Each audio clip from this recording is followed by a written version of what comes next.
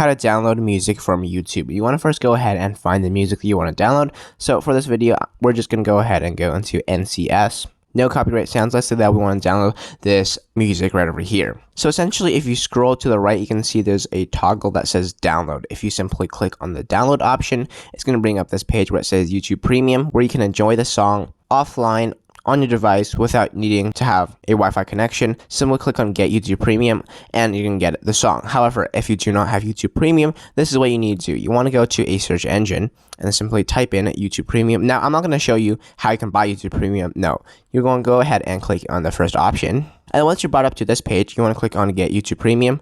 Now, here's this thing. You can see that the individual plan actually offers a 1-month trial, meaning they can literally get 30 days of YouTube Premium without paying a single cent. You can essentially get this option, click on Get YouTube Premium, and then on the end of the 29th day, what I recommend you to do is literally just cancel your subscription. And then within those 29 days, simply go ahead, download as many YouTube videos as you want, and get all the songs downloaded into your phone. So then that way you can enjoy the songs, and then after the 29 days, you essentially just did everything for free.